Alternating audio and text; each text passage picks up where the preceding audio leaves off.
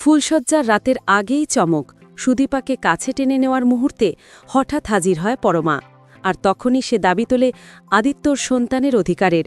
বন্ধুরা, অনুরাগের ছোঁয়া ধারাবাহিকের পরের পর্বে দেখা যাবে বহু বছর পর যমজ দু বোন মুখোমুখি হবে কালী মন্দিরে। আর সেখান থেকেই শুরু হবে আসল নাটক। আদিত্যর পাশে সুদীপাকে দেখে পরমা ক্ষিপ্ত হয়ে যায়, কিন্তু আদিত্য স্পষ্ট জানিয়ে দেয় এখন তার জীবনে শুধু স্ত্রীই গুরুত্বপূর্ণ, পরমার কোনো জায়গা নেই।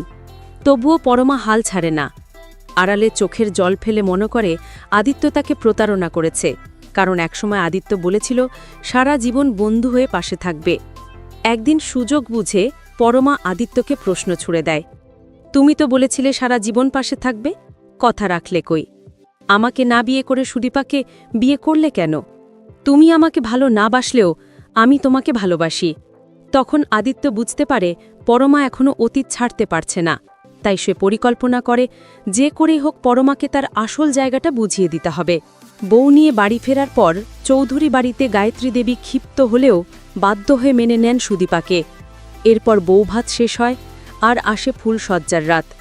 সুদীপা মনে মনে ভাবে আদিত্য তাকে প্রতিশ্রুতি দিয়েছে তাদের মধ্যে কখনো স্বামী স্ত্রীর সম্পর্ক হবে না, কোনো চাওয়া পাওয়া বা অধিকার থাকবে না। কিন্তু ঠিক তখনই পরমা পাল্টা চাল দেয়, সবাইকে স্তব্ধ করে দিয়ে জানায় সে আদিত্যর সন্তানের মা হতে চলেছে।